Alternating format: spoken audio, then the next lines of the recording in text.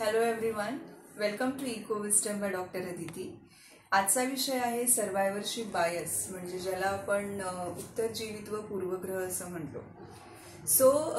Situation काय होती की दुसऱ्या महायुद्धाच्या काळामध्ये अमेरिकन लष्करासमोर एक मोठी समस्या निर्माण झाली की त्यांची जी काही लढाऊ विमानं होती ती जी परतत होती त्या सगळ्या लढाऊ विमानांवरती जसं की त्याचे जे विंग्स म्हणजे विमानाचे पंख असतात किंवा टेल शेपटी असते त्या सगळ्यावरती गोळ्यांचे निशाण होते, म्हणजे बंदुकीच्या गोळ्या लागल्याच्या खुणा होत्या। त्यावेळेला त्या लष्कराने आणि त्या गव्हर्नमेंटने असा निर्णय घेतला की आपण गोळ्या इकडे लागलेल्या आहेत त्याचा अर्थ या सगळ्या भागांना अजून एक्स्ट्रा प्रोटेक्शन देण्याची गरज आहे की जेणेकरून ते भाग आपण अजून स्ट्रॉंग करू आणि तिकडे जे काही गोळ्या लागल्यामुळे नुकसान झालेले दिसतं आहे ते आपण कमी करू शकू। पण एक्झॅक्टली हा मुद्दा उचलूनच त्यावेळेला अब्राहम वॉल्ट नावाचे एक जे स्टॅटिस्टिशियन होते, म्हणजे गणितज्ञ होते, त्यांनी असा एक अत्यंत महत्वाचा मुद्दा त्या बाजूला मांडला की आपल्याला हे जी विमानं दिसत आहेत परत आलेली त्याच्यावरती इंजिनवरती किंवा म्हणजे इंजिन सोडून इतर भागांवरती खुणा आहे, परंतु आतला जो कॉकपिटचा भाग आहे, इंजिनचा भाग आहे, इकडे ज्यांना गोळ्या लागलेल्या आहेत ती विमानं कधी आपल्याला परत आलेली दिसतच नाहीये। याचा अर्थ काय की आपल्याला ऍक्च्युली विमानांमध्ये कुठल्या भागाला जास्त संरक्षण द्यायची किंवा जास्त ते स्ट्रॉंग चांगले बनवण्याची गरज आहे तर इंजिन, कॉकपिट असे भाग। ज्या भागांवरती खुणा दिसत आहेत ते भाग खरं तर तिकडे गोळ्या लागून सुद्धा ते विमान परत आलेलं आहे। याचा अर्थ तिकडे आपण कमी लक्ष दिलं तरी चालण्यासारखं आहे आणि आपल्याला लक्ष इंजिन, कॉकपिट अशा या भागांवरती देणं आणि ते कसे स्ट्रॉंग बनतील ह्याच्यावरती लक्ष देणं गरजेचं आहे। आणि खरंच हा मुद्दा त्यावेळेला त्यांच्यासाठी खूप महत्वाचा आणि उपयोगी ठरला। आता हा जो सर्वायव्हरशिप बायस आहे किंवा ही जे उत्तरजीवित्व पूर्वग्रह नावाची संकल्पना आहे ती युद्धाशी आपल्याला जरी संबंधित वाटली तरी खरं म्हणजे ती आपण अर्थशास्त्र किंवा फायनान्स, एकंदरीत वित्त आणि हा सगळा जो भाग आहे त्याच्या बाबतीत सुद्धा जोडू शकतो आणि आपल्या ज्या काही त्या बाबतीत चुका होतात त्या आपण टाळू शकतो। जसं की जेव्हा आपण बिझनेसचा किंवा स्टार्टअपचा विचार करतो तर त्यावेळेला आपल्याला असं लक्षात येतं की आपण नेहमी ॲपल किंवा उद्या आपण समजा भारतामध्ये अंबानी यांच्यावरतीच विचार करतो आणि त्यांच्या सक्सेसच्या स्टोरीज ज्या आहेत त्या आपण सतत ऐकत असतो की त्यांचा बिझनेस कसा मोठा झाला, त्यांनी शून्यातनं सगळं कसं निर्माण केलं।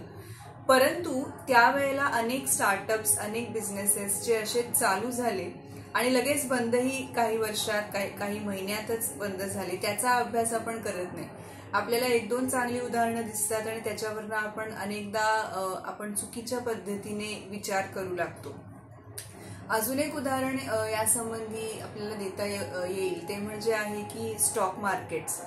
आपल्याला दिसतं की काही व्यक्ती अशा असतात की ज्या स्टॉक मार्केटमध्ये इन्व्हेस्टमेंट करून लाख रुपये, करोड रुपये कमवत असतात आणि आपल्याला असं वाटतं की आपणही ते करू शकू आणि अशा वेळेला चान्स असा असतो की आपण फारच त्याच्या आहारी जाऊन फारसं सायन्स, लॉजिक न वापरता कशाही इन्व्हेस्टमेंट करायला लागू शकतो।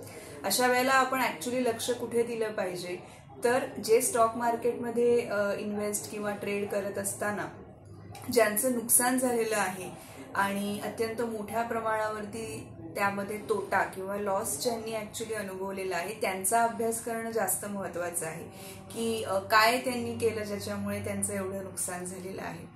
पण आपण ह्या सगळ्या गोष्टींकडे दुर्लक्ष करत असतो, आपण ज्या गोष्टी आपल्याला दिसतात त्याचाच फक्त विचार करत असतो आणि हाच अर्थशास्त्र किंवा वित्त, फायनान्स या बाबतीमधला सर्व्हायव्हरशिप बायस किंवा उत्तरजीवित्व पूर्वग्रह आहे की जे समोर आहे त्याच्यावरनं सगळी जजमेंट आपण घेत असतो, पण अनेक गोष्टी ज्या पडद्यामागे आहेत, ज्या तुमच्यापर्यंत येऊ शकलेल्या नाही आहेत आणि त्याची जी काही कारणं आहेत त्यावरती आपण अभ्यास तितका करत नाही, जो खरं तर सगळ्यात जास्त गरजेचा असतो। म्हणजे आपणही त्या चुका टाळून आपल्याला ऍक्च्युली जास्त फायदा होऊ शकतो जो एखाद्या सक्सेस स्टोरी वाचून आपल्याला होऊ शकणार नाही।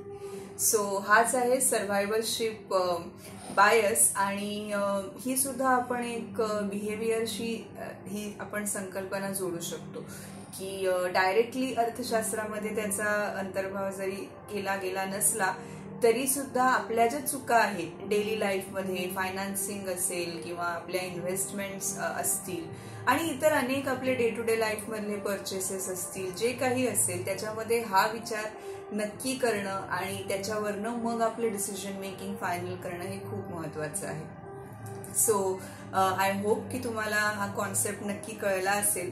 हा कॉन्सेप्ट अजून कुठे कुठे तुम्हाला दिसतो अर्थशास्त्राच्या संदर्भात किंवा इतरही डेली गोष्टींमध्ये, हे तुम्ही तुमच्याकडे काही उदाहरणं असतील तर नक्की कमेंट बॉक्समध्ये कळवा.